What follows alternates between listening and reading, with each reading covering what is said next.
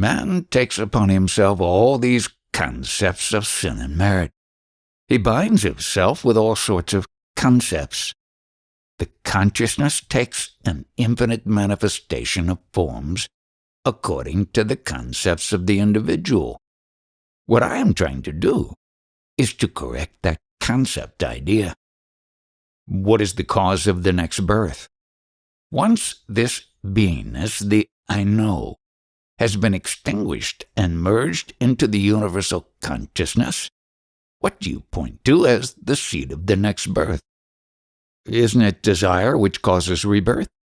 Haven't those desires and passions been assimilated into what is called the atmosphere? And has it not been universal in that sense? Where is the individuality? Where is the seed for rebirth? If you look at what matter is, it is solidified water. So when you talk of rebirth, what is it that is going to take rebirth? See this metal? It is water. You will not call it water, though it has come out of water ultimately. So if you want to find out about yourself, discriminate properly. Find out exactly what you are. Why worry about the next birth? Find out what you are now. Leave out all irrelevance. All these creations are taking place out of the principle which is subtler than space. That ancient principle itself takes birth in various forms. These are the incarnations. There are no other reincarnations. You come here wanting some kind of palatable knowledge. I am not going to deliver it. I am going to place factual knowledge before you. Right from your childhood, you have attained various stages, and all of them are gone. Whatever you have attained will go. So what are you going to hold on to as yourself? If you want to be what you are, it is free and plentiful and available without any difficulty. But if you want to be something other than what you are, it is difficult. But we read and hear of rebirth. Have you experienced death and rebirth? Those are the ideas of others. Find out for yourself what you are. You should not accept the answers from other people. You can think for yourself, ponder it. Find out what you are. Presently you are the manifest knowledge. When you try to imbibe that, that itself will give you all the knowledge, but you must dwell there only. What does I am connote? It means that there are three states: waking, dream, and deep sleep. I am means you are these three states. When these are gone, the memory is also gone. So where's the question of reincarnation? When the body is dead, it decomposes. Many worms are formed. They are formed because the essence of the elements is present and out of its life emerges. How is the life indicated? Everything, the whole cosmos, is full of this life force that is expressed through the food body. Therefore, the I am, the life force of insects, animals, etc., is always present. Only the expression is attained through this objective food body. The appearance of this primary concept I am is the beginning of duality. I started counting with myself before this counting starts that has no number. That is the absolute. With that little movement I am, this counting started. I understand completely intellectually, but how can I realize it? Who understands the intelligence and with what? Our need is to enter into that fully conscious state. We call it superconsciousness. Can we enter into that superconsciousness consciously? Or must the consciousness be tied down to enter it? I drop into sleep spontaneously. I have not studied the art of sleeping. Similarly, this consciousness subsides into no consciousness. Are we to make efforts? Is this art of entering superconsciousness by grace? Did you put in any effort to get this body shape? It came automatically, spontaneously. This is also spontaneous. But you want to make effort. to employ some special skills to go into that absolute state, to be. What is right meditation? The right meditation is when you contemplate yourself. There should be no concepts or images which you are contemplating. Brahman is without concepts. I try to allow my mind to wander, and slowly it comes to steadiness for a second. I can sometimes witness the thoughts, but I am not reaching the I am. What you must witness is not your thoughts, but the consciousness I am. Everything is an expression of the I am. But you are not that. You are prior to the I am. I amness means all the chaotic worldly state. So when am I in a position just to observe the I amness? Follow Arjuna. Could there be more chaotic conditions than on the battlefield? Right in the midst of the battlefield, Arjuna attained ultimate understanding. We have to observe the chaotic condition without naming it chaotic. Just bear with it quietly, within and without.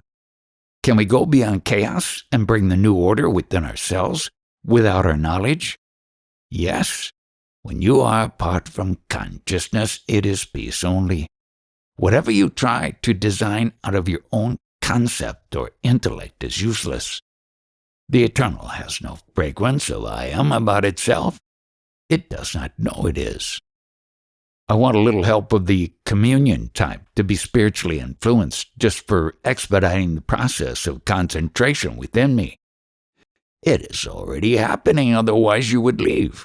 Why are people coming here, spending a lot of money, traveling many miles? Why do they sit here? Is there any attraction of beauty here? People come here when the Absolute is opening up.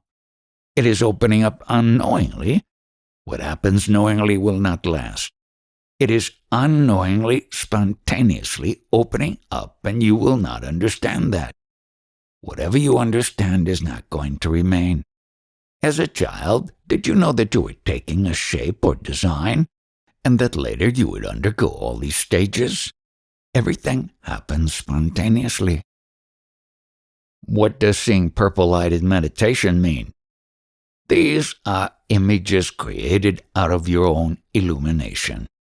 That light might take the form of Lord Krishna, Christ, Rama, etc. But it is self-light, your creation. It has no particular purpose. You are seeing your own light. All scriptures are sung in praise of that principle, but you, the Absolute, are not that principle. No doubt that is a very significant step. That principle is great, but I, the Absolute, am not that. In the process of meditation, when one reaches the silence and asks, "Who am I?" there comes a profounder silence where the notion I does not arise. Is this the state? And if so, can one have flashes of it prior to self-realization? These experiences are in the realm of your birth state. The state that I am referring to is the state where birth is forgotten, as are the name and form. What you have described of samadhi or meditation is correct, but it is still the product of the body-mind imagination. Whatever experiences you have in meditation of that silence also is confined to the realm of consciousness. Consciousness is born, and it will go. You are prior to it. It is also said that the self is self-effulgent, that it is light, and that the consciousness appears by a reflection of that light. If one were to pursue the light, could one find the state to which Maharaj is alluding? Whatever is manifest before you has come out of that consciousness. I was talking about the self-effulgent light, which equates itself with the self. If one is a seeker of truth, by finding that light, would one find the truth? There is the true awareness, from which comes consciousness, which is your feeling I am. Be one with your consciousness, and that is all that you can do. Your ultimate state must come to you. You can only watch what happens. There is nothing you can do to get it. Is there in Maharaj's awareness a self-effulgent light that does not constrict his awareness, but is part and parcel of it? Translator. He has confirmed that earlier those are only names you can tell at true awareness, the ultimate state or the effulgent light. The meaning is the same. Many of the religious texts of the Advaita Vedanta express the notion that as one becomes self-aware, there is a light which permeates, and that the light which the world or Maya has is a reflection of that primordial light. Is that not literal? Maya is the expression of that one which cannot be described. Consciousness is manifesting itself through all this, and you are before the consciousness. The consciousness is the soul of this manifest world, and you, the Absolute, are the soul of the consciousness. Whatever you have read is only the concepts of the writers. Does it tally with your personal knowledge? No. These are the guidelines toward achieving the sense of I am. They also say that all gurus are one. Guru is the same all-pervading consciousness I am. The Satguru has gone beyond all these concepts, including the primary concept I am. Can this going beyond be done on a step-by-step basis, or does it happen immediately? You say a child is born when the body arrives. Didn't it take 9 months to develop that body? If you consider the 9 months, it is step-by-step, but the birth itself is sudden. All right, there is a gestation period. Is that analogically correct with the facts?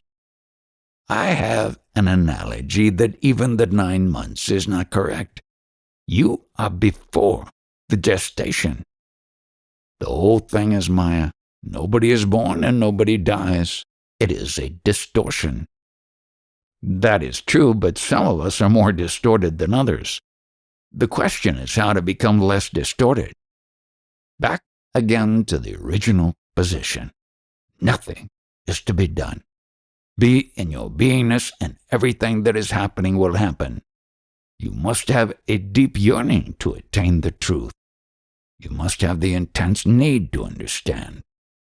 To such a person, the Guru arrives and breaks the shell. Yes, but there is another injunction that one should remain desireless. The yearning is also a desire. At that moment, it is a necessity. To become desireless is the last desire, and it must exist. How should this yearning manifest itself? Do you have to be told that you are awake? Sometimes, yes. You know it. Well, sometimes the sadhaka has to be hit on the head. I agree. Your beingness is something to which you are entitled. That is your primary capital in life, and that will do whatever is to be done. That state which was yours before you were born and which is yours after the body dies is your permanent property. Your I amness is consumed in that ultimate capital of yours. I have a question. Why do I feel sad when I see that many parents and the Guru are only concepts? I have so much love, and to see them as concepts brings a feeling of pain. There is no other concept except that I am born. At the root of all parents and all gurus is the primordial illusion. Things that are ugly so easily, but not so things that one loves. That brings pain. These are the pangs of things which should not have been done and are done, and which should have been done and were not done. Hence these pains. That attached should not be body-bound. Overcome that sense of body identification. Love for the Guru is without the feeling of duality. There are so few realized beings and so many sadhakas wishing to become realized. Why are there so few who have achieved success? Everything is spontaneous. This manifestation has no cause. Therefore, nothing can be pointed out as a cause for your question as to why few become siddhas. This question cannot be answered. you try to be that love which is not conditioned by the body-mind. If you are that love, it is total, complete love. But if it arises out of your body-mind, that is the root cause of your misery. Detachment comes only after you are free from the bodily love.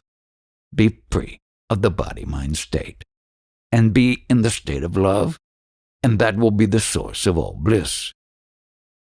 Sometimes I believe there is a communion, the highest communion, with the Satguru in the silence. It's a good taste, but it is personal.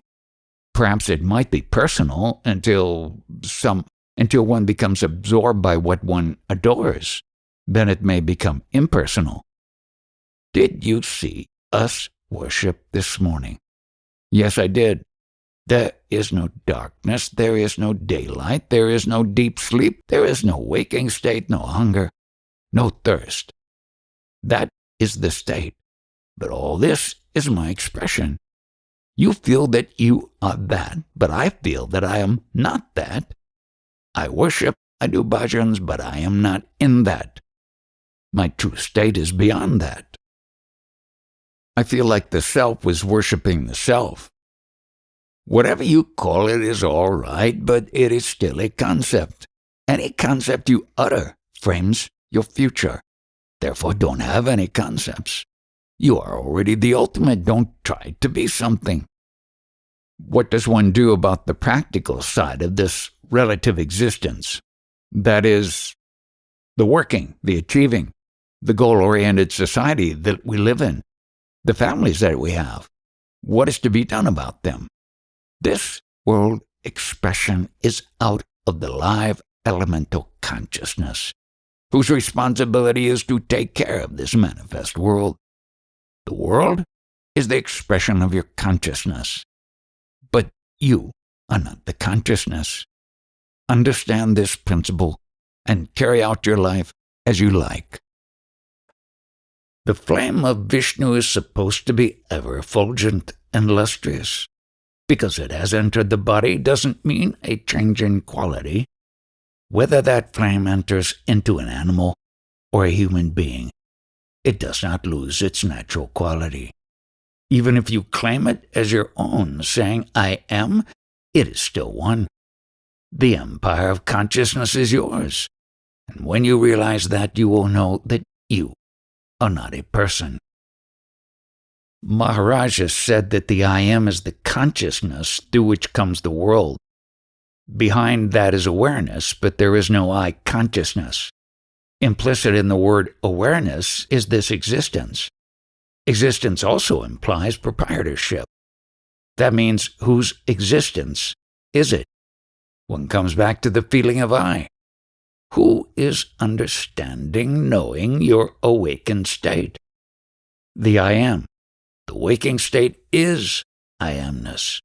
But who observes that I amness? Before that waking state, are you not there? That awareness or sense of being has a reference point, and the reference point always has to come back to that which feels its existence as being an I-ness. There is no proprietor behind the feeling of awareness. How can you know that? It only is. It is beyond description. Words cannot be of any use. That is the permanent state, and this manifestation is only its movement. Nobody becomes a Parabrahman. Nobody can become a Parabrahman. It is. Before the knowledge I am appeared on you, that is Parabrahman. It's understandable that the I am equates with the ego and mind. Now God in his own description of himself says, I am that I am, as being the truth. There are two involved. One I is the substratum, and the other is the moving cosmos. If one reverts back and gets beyond the I amness, there still remains a sense of I. If you revert properly, the consciousness I am will disappear. There is no movement. Guru has been compared to the sun, in that Guru radiates light, and it is incumbent on the seeker to turn toward that light. Guru is only purest consciousness which is all-pervading. But the books describe situations in which the sadhaka is looking for his master, and it is said that the guru looks harder and yearns more to find the sadhaka. Don't quote any books here. Ask directly. Don't even use the word guru. Purest consciousness, that is all. There is a seeker who is seated before this purest consciousness. It is said that the pure consciousness manifests itself personally, as well as impersonally. Can he then take a personal interest in the sadhaka, rather than having the sadhaka turn to the light? He is a real seeker who desires to get knowledge of the self only. The rest of the desires will entitle you to be jiva and not sadhaka. This is only the kite flying of your intellect. Does that mean that the sadhaka before him loves the pure consciousness more than the pure consciousness loves him? They are not two. They are one. There is no difference. That is on the absolute plane. If you feel that stream of love flowing, it is your own pure consciousness which is flowing. Don't think that you are loving somebody or caring for the guru, or that the guru must care for you. It is your own self, which is wanting to know and which is flowing with love. That love is the self loving itself. But is it not true that there is something coming from the pure consciousness continually to help realize this? The remembrance of the guru strikes only those whom the whole pure consciousness is wanting to be one with. We are led to believe that a pure mind is one of the requisites to achieve self-realization. By pure, do we understand auspicious thoughts within that mind? Or any thought at all, regardless of its content? Throw off the mind completely. It is only the indication of the body-mind consciousness. You are without shape or name. When the water comes out of the river, has it changed in quality? The receptacle of that water is only imagination. Water is one, who is manifesting through all the great incarnations, who is also manifesting through the donkeys and pigs. All is consciousness only. In Western theology, there is a great law of sacrifice, which has two benefits. If one sacrifices bad habits, not only is their recurrence overcome, but willpower is built also. The other benefit of sacrificing bad habits is that when the moment comes to ask for something, surely it will be granted. Does this law hold true with Maharaj also? This is absolutely correct. Willpower grows, and you are granted what you want. Sacrifice is giving up and donating yourself. In higher expression, it is called detachment. Can Maharaj recommend what we might give up initially in order to achieve this end? When you come here, I do not take you to be an ordinary person. I assume that you have studied enough before you came here. Therefore, I do not tell you openly to leave this or that, because I believe your standard is very high, very much higher. You are not an ordinary seeker. You have a superior intellect, and that is why I talk to you like this. That kind of confidence makes it difficult for me to live up to that standard. I do not ask you to keep up to a certain standard. I only ask you to see what is. Relating to this question about sacrifice being helpful to attain what one wants, is not wanting itself a habit? Does not wanting come out of ignorance? The raindrops are falling. Is it not the nature of the rain to fall, of the wind to blow?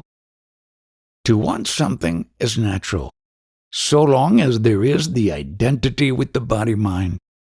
Once that is transcended, there will be no wants. My experience has been that the more I detach from the body-mind, the less I want, and the more my needs are simply fulfilled. Even to think that you are becoming detached is not correct. because you are already detached. When your ego is completely dissolved, then you are employing multitudes of bodies. Knowingly or unknowingly, everything manifests and there is no individuality. It is all-pervading. It is not necessary to do it knowingly. It is simply happening. There is no question of knowing or not knowing. Yes. Why does this conflict normally occur? Why the dispute between us? People come here with some profound concepts of spirituality. They think that they have spiritual knowledge, and they want me to give them a clean certificate. Yes, you are very knowledgeable. This I don't do. I blast their concepts, and hence the confrontation. This is how the disharmony starts. Yes, it is for this confrontation that I have come here. Yet the mind, the thing that holds the concepts, is afraid. Only willpower sustains me. Who is the knower of the willpower? If Maharaj wants to ask about the knower, the mind can always give an answer. The mind is always capable of giving a concept. But I am now seeing what that is. And as best I can, I am making an effort. It's all right. I know you are identifying with the mind consciousness. I know it. I know it too. Try to know that I. Yes, when I first came to know that I was coming here, the mind became very excited, with many questions and ideas of what it was like to be with Maharaj. But I saw very clearly that it was a play of the mind. So for me to come here each morning with questions, for me personally, I know it is the play of the mind. For me it must come in the confrontation. Now that you have understood the quality of the mind, have you attained peace? There have been moments, and then the mind again rambles. You know that you are not the mind. Did you reach that state in which you witnessed the play of the mind earlier? Or when you came here? Earlier, that was a part of the development. 10 years ago, something happened to me. From what has been said, what you call Satguru appears to be this thing that I have no name for. I have followed that call for 10 years. There's no difference between that inner thing and what I am experiencing with Maharaj. I have a question on technique. When one closes the eyes and dwells in the I am, initially there is darkness which is observed. It is known that the twilight can be changed into clarity and it will become infinite. How can you achieve that? Why do you want to change it? If it is within the capability of the one perceiving that darkness to change it into the light, why hang about in the darkness? Why not enjoy the light? Who are you to turn it into light? It is in that darkness that several lights are flowing. That is not darkness. It is the pool of nectar. Dive into it. Let it be. There is another problem encountered in the state of I am, that initially the state is felt to be contained in the head itself, and it develops into a tremendous force whose release is actually the spilling over of the consciousness to fill, say, a room. Is this proper? Speak without the body consciousness. That consciousness which you say spills into the room spontaneously occupies the room and the cosmos totally. In the process of stabilizing, it expands into the cosmos. When it expands fully, then it stabilizes in the Brahma aperture, the Brahma Randa. There are many students of Kundalini Yoga, of Shakti. Does the jnani necessarily, through his practice, through his being, awaken the Kundalini that others speak about? The jnani has no interest whatsoever in the Kundalini. Prior to your birth, where was the Kundalini? This Kundalini is all that you perceive, all that you see. They call it by different names, that's all. But some yogis concentrate a force which goes through the 7 chakras and presumably follows the spinal column. What you say is correct, but prior to your birth it was not there. It is only thought. Are they all deluded then in pursuing the study of kundalini yoga? Anyone who wants to practice anything can do so. But what is it? 0, nothing. From what is being said, it appears that all of this remains a play in consciousness. And if one chooses to identify with consciousness, one can play an infinite number of games. Whatever one chooses or likes, he is invited to follow that profession for entertainment. What we have been doing is trying to the real game to play, and yet it all remains a game in consciousness. You are not playing, you are witnessing. I have seen that what has kept me playing in consciousness is a fear that nothing will happen.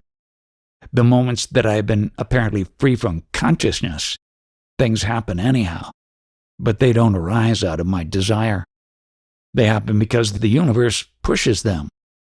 When you see that, are you in the consciousness? At least it appears that I am out of it. I see the dream for a dream. You don't know whether you're in it or out of it. You simply witness it. As long as there is the connection with the body, it seems to me that the witness is still in the dream in some way. Yes, he is not awake. It's a dream. It's like those moments between dream and awakening, when one is suddenly aware that one is dreaming. There is no break in the continuity of one who wakes up in that dream. I am awake in a dream. That dream is yourself. Whatever you see is not the dream. That is the I that you are.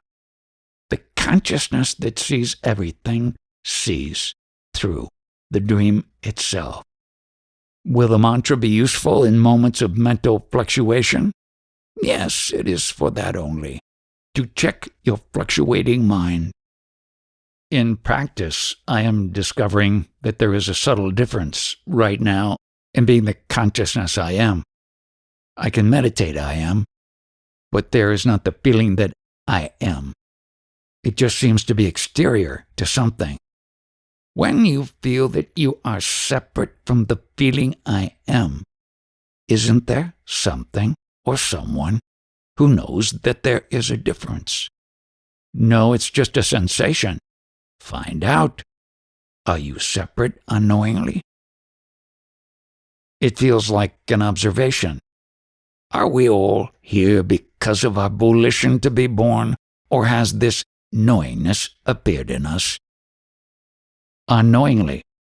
This beingness has come to you without your knowledge, but you are using it according to your own volition. I want to sentence that individuality to death. Is it not justice that I pronounce this sentence? So think carefully. That individuality must go. Parabrahman is purest justice and truth.